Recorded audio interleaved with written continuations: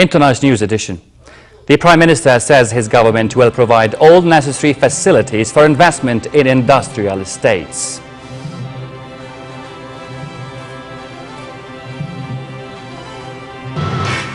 Iraqi Prime Minister Noor al-Maliki wins at least 94 parliament seats in national election.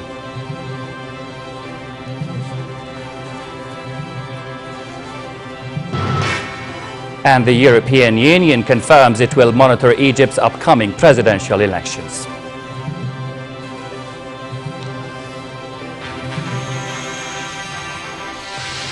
Good evening and very warm welcome to the news. Prime Minister Abdullah Mansour led a meeting of the Jordan Industrial Estates Corporation to take a first-hand look at its plans and programs to launch industrial estates in the cities of Salt, Mafraq, Madaba, Zarqa, Tafili, Jarash and Ajloon. He pledged the government will offer facilities and incentives for investment at industrial estates, mainly in governorates, to achieve sustainable development, create job opportunities for the youth and transfer technology. Director General of the corporation, Luay Sahwil, presented a briefing on the corporation's strategy, accomplishments and future plans. The meeting was held as part of government efforts to implement the royal directives to launch industrial estates in all governorates across the country. And separately, the Prime Minister met President of the Indonesian Senate, Sidarto Dano Sabroto, to discuss boosting relations with Indonesia in various fields. Inso reviewed the comprehensive reforms underway in the kingdom and pointed to prospects of cooperation between the two countries.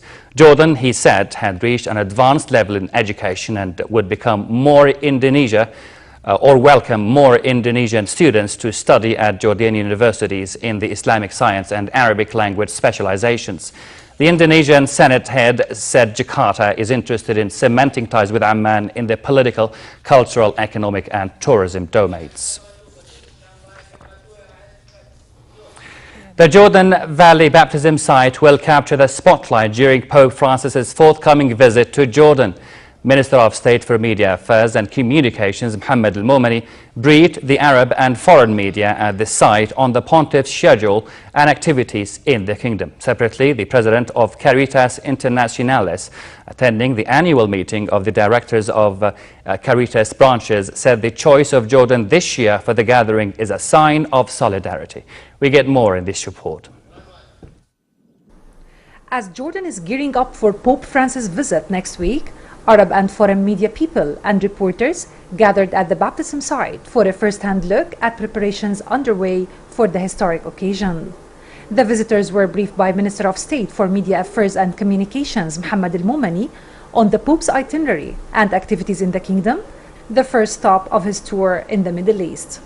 The Pope will celebrate Mass at the Amman Stadium and perform individual prayers at the baptism site. Momani spoke about the importance of the visit and also emphasized the values of tolerance and coexistence that Jordan upholds. Minister of Tourism and Antiquities Nidal Gatamin told the media representatives that preparations to welcome the Pope are now in place. Director of the Jordanian Interfaith Coexistence Research Center and member of the Board of Trustees of the baptism site, Father Nabil Haddad, stressed the religious importance of the site where Jesus was baptized. On the occasion of its 10th anniversary this year, Our Lady of Peace Center has received a message from Pope Francis encouraging the staff to continue witnessing God's boundless love for everyone through serving the disabled and needy. The center yesterday hosted 400 Syrian and Iraqi refugee families who met with 40 cardinals, the heads of Caritas branches from all around the world. The cardinals convened at the center's Shepherd's Church and were acquainted with its service and the situation of Syrians in the kingdom. The cardinals shared encouraging words with the families and listened to their needs and burdens. Cardinal Oscar Rodriguez, president of Caritas Internationalis, said that holding the Caritas meeting this year in Jordan is a sign of solidarity with refugees. There is a great joy in my heart to be here with you in Jordan. It's my first visit. The purpose is to have the meeting, the annual meeting of Caritas Internationalis. We usually make these meetings in Rome, but this time we decided to come to Jordan in order to express our solidarity with all of you, and especially with Caritas Jordania, that is helping so much, especially in these difficult times in the Middle East because of the wars and the violence. I know you have so many refugees, and we are grateful for your government and your people to receive as good Samaritans what is these people suffering and trying to help them. Pope Francis, the Cardinal added, is very enthusiastic about his visit to Jordan. We are happy that we had this meeting 1 week before the visit of Pope Francis. He is very enthusiastic and happy to visit this Holy Land because you are also part of the Holy Land. It's only beautiful to see this beautiful fresco when we can watch the history of the Bible, and you have many places. I had the privilege of visiting yesterday the site of the baptism and to know also about the prophet Elisha, and also Moses. Is a land full of history, of sacred history, and so is a place we come with great veneration. The Caritas delegates said they appreciated Jordan's services to Syrian refugees and its efforts to improve aid even further. They also noted the King's role in helping to bring about regional peace and security and spreading the values of tolerance and fraternity. Hala Dababne for the news at 10. Her Majesty Queen Rania Al Abdullah launched Idrak, a non-for-profit platform for massive open online courses in Arabic. The platform will bring the education power of massive open online courses to the Arab world and is a reflection of Her Majesty's commitment to expanding access to quality education across the region. Speaking at the launch ceremony, Her Majesty highlighted some of the challenges faced by the Arab world, from poor quality of education and graduates' inability to meet the demands of the job market to the limited number of global scientific publications released and the scarcity of exports in advanced technology, as well as the skills gap in the region. Queen Rania told the audience, and I quote, "The world around us is speeding toward a future where ideas, knowledge and skills are the founding blocks of prosperity, while we drift at the bottom of global rankings in terms of knowledge and in terms of how and what we produce," end of quote. The Queen thanked all partners and stakeholders for their support. She expressed her deep appreciation to the Crown Prince of Abu Dhabi, Sheikh Mohammed bin Zayed Al Nahyan, for his commitment to education and youth in the Arab world. In other news, Iraqi Prime Minister Noor al-Maliki has won the largest share of parliamentary seats in the country's national elections. The Independent Electoral Commission said preliminary results showed Maliki had won at least 94 seats. That's well ahead of his two main Shiite rivals, the movement of Muqtada Sadr, which picked up 28 seats, and the Islamic Supreme Council of Iraq, which won 29 seats. The result dealt a blow to Shiite, Sunni and Kurdish rivals who opposed his serving a third term. Final results are expected in the coming few weeks after the Electoral Commission rules on complaints of voter fraud and irregularities. The size of Maliki's victory will make it much harder for any of his opponents to argue he's not the choice of the country's Shiite majority. Baghdad City, number of votes 2,819,000, number of seats 69, seats won by women 17, votes for the State of Law Coalition 1,074,609, names Noor al-Maliki, number of votes 721,782. A pro-opposition Syrian group said at least 160,000 people have been killed in the country's 3-year-old conflict. Fighting has continued across Syria, with government forces shelling the town of Mleha in the eastern Ghouta region, where Syria's air defense chief was killed. The commander, General Hussein Ishaq, was fatally wounded during an offensive by government forces against rebels east of the capital, Damascus. The British-based Syrian Observatory for Human Rights estimated that 54,000 civilians have been killed, in addition to 62,000 pro-government troops and militia, and 42,700 rebels. It said thousands more are missing after being captured by President Bashar al-Assad's forces and rebels fighting to overthrow him. It claimed that losses among fighters on the government side were higher than those among pro-rebel groups.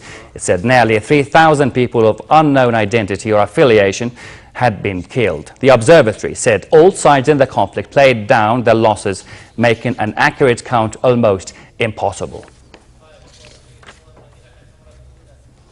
Libya's outgoing government demanded that Parliament suspend its work until the next general election. A cabinet statement said Prime Minister Abdullah Thani submitted his proposal to Parliament as a solution to Libya's political chaos and violence. Here's more. Smoke rises over Libya's General National Congress. Heavily armed gunmen stormed the parliament, demanding its suspension and claiming loyalty to a renegade army general who has vowed to purge the country of Islamist militants. An official said the attackers kidnapped about 10 employees from the National Congress. Gunfire erupted across Tripoli, where rival militias clashed in some of the worst violence in the city since the end of the 2011 war against Muammar al-Gaddafi.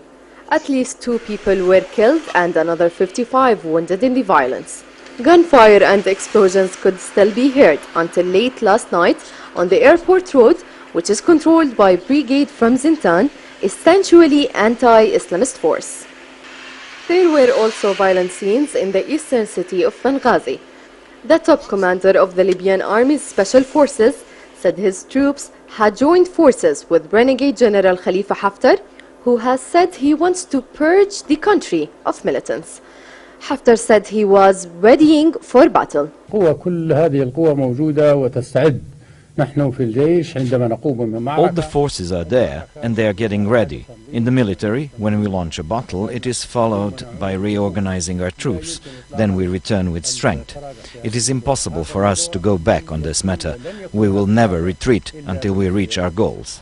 A planned new constitution still remains unwritten, as authorities struggle to contain militias that control parts of Libya and factions battle to define what kind of state the country should become. Hibel Atoum for the News at 10. In Egypt, an Egyptian court acquitted 169 Muslim Brotherhood supporters. They were charged in connection with unrest that followed the overthrow of President Mohamed Morsi last year. Meanwhile, the European Union confirmed it will monitor all of Egypt's upcoming presidential election. The announcement reversed a decision to scale back the EU's operations after authorities agreed to release a load of impounded equipment. Here's more. Egyptian expatriates have ended 4 days of voting ahead of the country's presidential elections on May 25th and 26th. The vote is the first since the military ousted former President Mohamed Morsi amid anti-government protests. Former Army Chief Abdel Fattah al-Sisi is widely expected to win the presidency. Sisi is seen by many Egyptians as a strong man who can save the country after years of political turmoil. What we need now is a leader, a military man, because that is who would rule the country well. Nothing but a military man will do. Did we get rid of Morsi to just bring in another like him? That doesn't work. What we need is the man who rescued the country. The European Union confirmed it today. It's now ready to monitor the polls after announcing earlier that the Egyptian authorities had not given it permission to bring essential equipment into the country. The government released a statement welcoming the EU monitoring mission and said the release of the equipment came after phone calls with other state institutions. Chief Observer Mario David said the EU mission met with both front-runners Sisi and his only competitor, leftist Hamdin Sabbahi. We talk to those that are engaged and participate in the elections. This is the free will of every Egyptian citizen, and we don't interfere in that. So our contacts were exclusively, absolutely exclusively with the 2 candidates and with their teams. Among the EU mission's task is to assess the legal framework for the election, oversee the performance of the electoral authorities, monitor media performance, and oversee the voting and the counting of results. There are different degrees of fulfilling the mission. What we will say, as I mentioned in our final report, is that the work that we would have liked to have done already during these last couple of weeks in the different governorates, it had to be done from Cairo and not on the spot. So with this being explicitly mentioned, the mission continues. Election observers from the Carter Center have already raised concerns about the poll. They said in a report last week that restrictions on freedom of association, expression and peaceful assembly have tightened. Loy Balkar for the news at 10. Communities in Serbia and Bosnia were battling to protect towns and power plants from rising floodwaters and landslides that have devastated large areas in both countries. Dozens of people have been killed by the worst floods to hit the Balkans in living memory. Bosnia said more than 250,000 people have been affected. Here's more. In the Serbian town of Obrenovac, residents can only gaze at the devastation. Entire communities across Serbia and Bosnia are underwater, following the worst floods to hit the Balkans in at least 120 years. All that I had is lost. We have nothing now. The house is broken. All is broken. Obrenovac was especially hard hit. Nearly 8,000 people were evacuated from here. Most were transferred to the capital, Belgrade. Many who returned on Monday had little to come back to. So everything has gone. The house will go down. The floods have killed at least 38 people from drowning or landslides, but that number is expected to rise. Authorities in Bosnia think some 500,000 people were evacuated or left their homes, the kind of human displacement not seen since Bosnia's war of the 1990s. But a few here have been lucky. This house behind me is my home. Fortunately, I have a flat, so I have a place to go back to. The flat luckily wasn't flooded. I feel so sorry for people who do not have a place to go back to. This is a complete catastrophe. And they're bracing for more. Another flood wave is expected from the Sava River, already swollen from heavy rains. It's threatening Serbia's biggest power plant, which feeds about half the country's electricity needs. Okay, back here to the Middle East. A message of peace was sent by Australian long-distance runner Pat Farmer, who ran 1,500 kilometers around the Middle East in a campaign urging Israelis and Palestinians to return to negotiations. Farmer's run kicked off early May in Lebanon before he went to Amman and crossed the Aqaba border into Israel, then to the occupied West Bank. His campaign aims to highlight common aspirations among different people and encourage the peace process.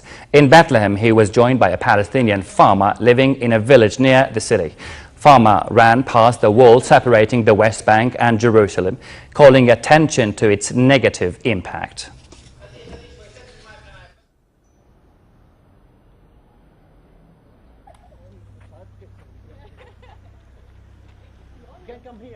Come inside.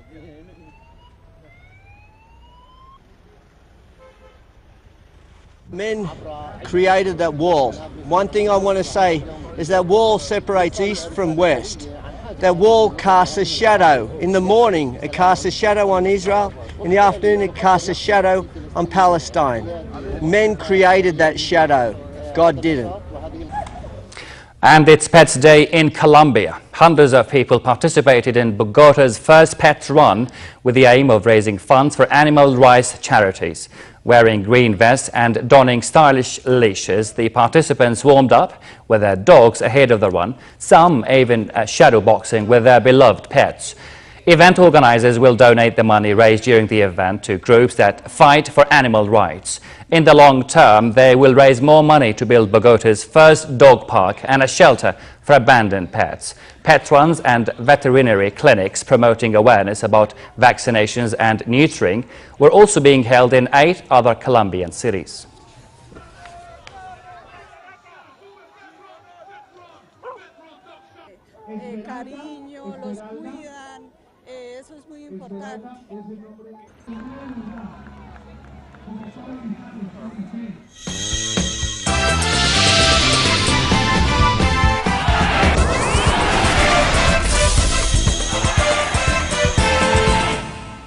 26 days before the opening match between Brazil and Croatia, organizers of the 2014 Soccer World Cup conducted the first and only official test of facilities at Sao Paulo's Arena Corinthians Stadium. About 36,700 fans attended, about half the capacity expected for each of the 6 World Cup matches, including one semi-final game. The stadium still requires landscaping and access work outside the facility.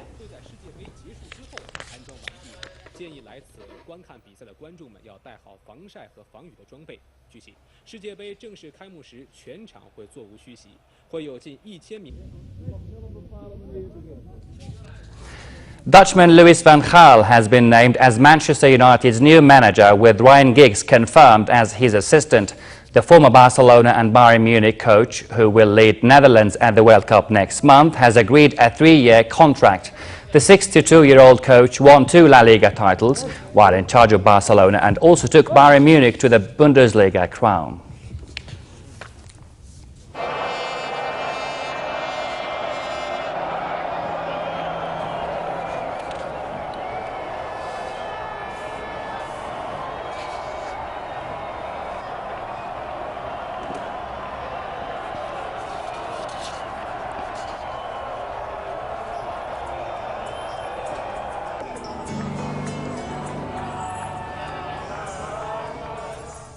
Finally, cool tonight in most regions with the appearance of high clouds, while winds will be northwesterly fresh. Tomorrow, a slight rise in temperatures is forecast, creating fair conditions across the hilly areas and relatively hot in the Jordan Valley, where its southernmost parts should expect a high of 33 degrees. Winds will be northwesterly fresh, picking up at times and blowing dust in the desert areas. And further south, the Gulf of Aqaba should expect relatively hot weather tomorrow, with northerly moderate winds and choppy seas. Next are the lows and highs for tonight and tomorrow.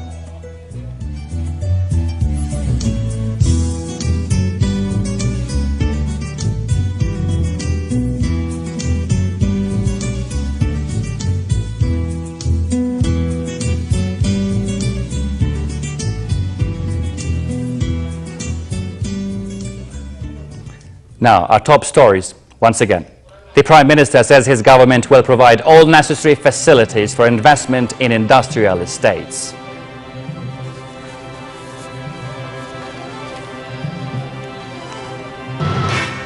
Iraqi Prime Minister Noor al-Maliki wins at least 94 parliament seats in national elections.